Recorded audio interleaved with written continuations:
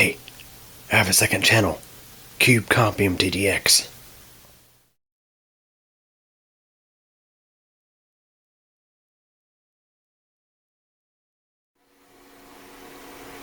Hey everybody, look at what we have here. Got this old Dell Dimension E520 system.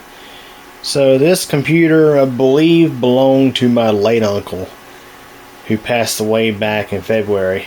I believe this was his computer. Not 100% certain. But anyways, I have it here to go through and see if it's salvageable. See what I can do with it. See if there's any files on it that need to be backed up. You name it. So here we are. It's a Dimension E520. It's got two DB drives in it, kind of like how the Mid-Tower Lux is. It's got a DB-ROM drive up top and a burner down below. It's got a card reader. Yeah, they even got the card reader. And of course, the typical amount of ports you get with these things. You got 2 USBs, mic and headphone jacks. With the back here, it's got a graphics card in it. Not sure what we have there, but it's got a graphics card. So this is it's got the premium audio. You see the little cover over the onboard VGA output. Got let's see, a LAN port there. Not sure if that's gigabit or fast Ethernet.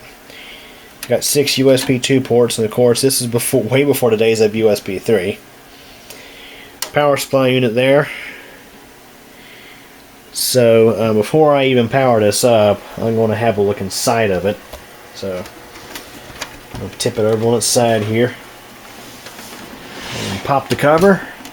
Oh yeah. So yeah.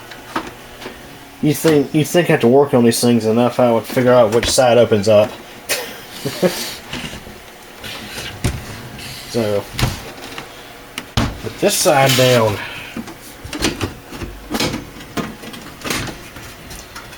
Let's have a look inside. So, according to the sticker up front, we got a Core 2 Duo inside here.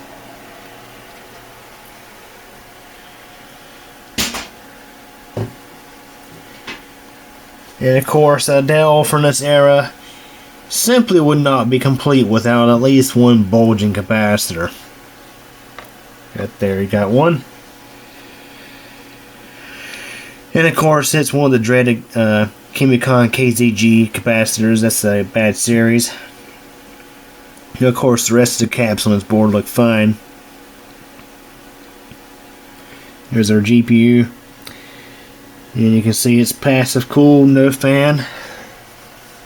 I kind of like one that way because the fans always like to fail on these things. Or at least on those graphics cards, the little fans they put on them. Got your fair share of cobwebs in here. We got a Barracuda 7200.9 hard disk drive. What size is that? It is a 320 gigabyte drive. It has, hard to tell how much RAM they got in this thing. Looks to be 2 gigabytes of RAM. Not sure if it's had the RAM upgrade before. But yeah, so 2 gigs of RAM, Core 2 Duo CPU, graphics card of some kind. And of course, wouldn't be complete without the cobwebs. No telling how long it's been since this thing last ran. So, once you look at this, guys, this is one of the things I don't like about these Dells. Is on systems like this that had a smaller than the heatsink or the heat back core, the ones that are smaller than the maximum size that these things can take, Dell pretty much, they didn't bother to actually, you know, cover up this open gap here. I mean, you know the air is going to take the path of least resistance, which is not going to be through that cooler, it's going to be around it. Yeah, I never quite understood that. Of course, well, I mean, I can. It's Dell cutting corners as usual. So, anyways, let's, what do you say, let's plug this thing in and see if it runs. Oh, and of course, a system overview would not be complete without a look at the power supply specs. So, looks to be, yeah, it's a 300 watt or 305, if you want to call it that. We just call it a Chevy 305, if you want to call it that. It's a Hypro unit, I do think. It's got two 12 volt rails that can supply 18 amps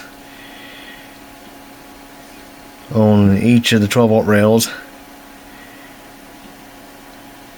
And what's nice about this old unit is it can actually provide a pretty good chunk of its rated power just on the 12 volt side of things. I mean, 264 watts is what it says it can do on the 12 volt A and 12 volt B. So yeah, that being said, again, like I said, let's go ahead and plug this thing in and see what we get. Hopefully it runs. Now, of course, if there's sensitive stuff on there, of course, I won't be able to share it. But and of course, I won't be surprised if it's got a password, which I'd have to clear to get in. So we'll see. It probably has Windows XP on it, unless it was upgraded to something newer at some point. Maybe with the 2 gigs of RAM, it could have been upgraded to Windows Vista or Windows 7, maybe. I don't know for sure. I don't know much of the history about this machine. It's the first time I've ever really got my hands on it. Kinda interesting, since it was a family computer.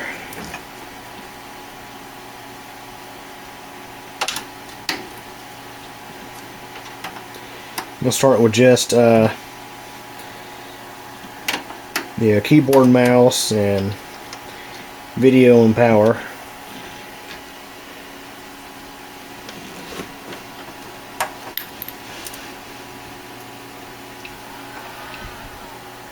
Okay, so it's start up and shut off. It's typically a good sign with these Dells. They do their own little power up self test as soon as you plug them in. Alright, let's go ahead and try to start it up.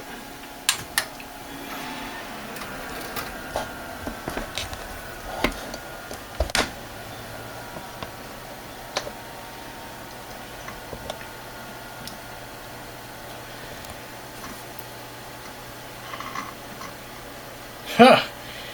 Looks like I've actually got Windows 10 on this thing.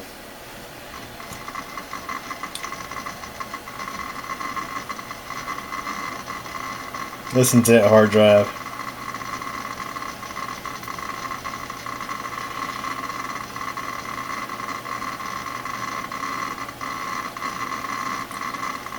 Yep.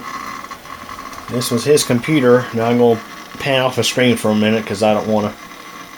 I'm not sure what's going to pop up on the screen when it logs in, but you can hear that hard drive just erasing away. One thing I absolutely love about these Dell computers from this era is you could go into the BIOS and you could actually override the hard disk acoustic management. I mean, you wouldn't think doing such a simple little thing would really make a difference in performance on the hard drive, but you'd be surprised, because some hard drives, the firmware really robs performance of the drive in favor of making the drive quieter. So when you're able to override that and force the drive to just run as fast as it can and not give a crap about noise, it's nice. Not as nice as a solid state drive, but still. Okay, so we have the Windows 10 desktop here. And we'll do some real basic poking around here. So first thing we'll do, oh, you know what, guys?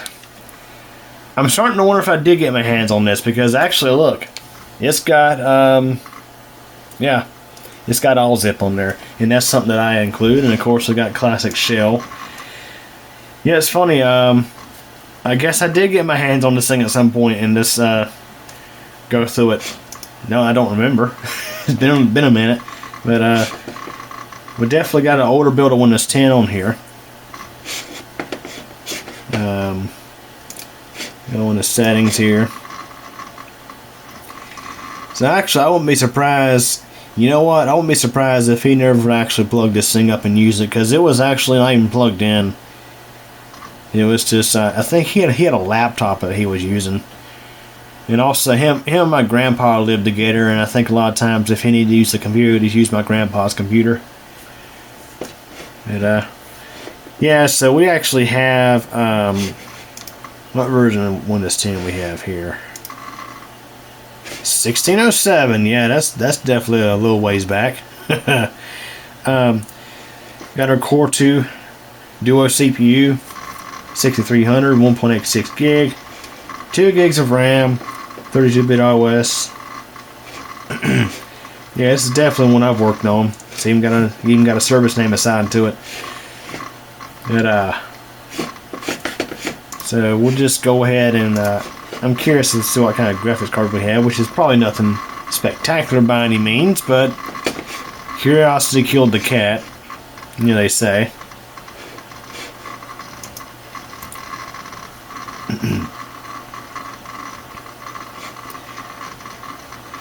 So chances are my Uncle Dennis had brought me this computer to fix up for him, and I guess he just never really got around to using it.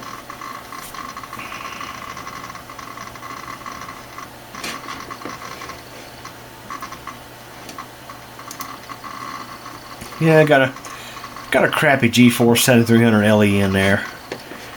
And I should mention, and just in order for that to run with Windows 10, I had to patch a driver.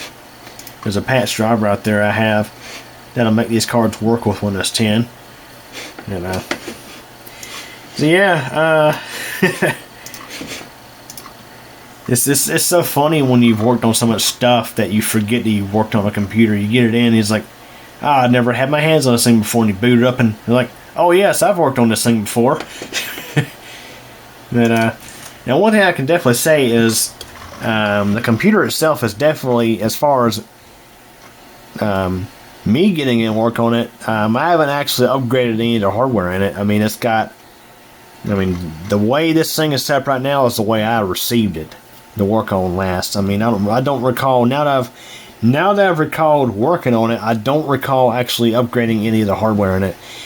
I may have upgraded the RAM in it. I may have stuck 2 gigs of RAM in there just to get it by a little bit better, but yeah, so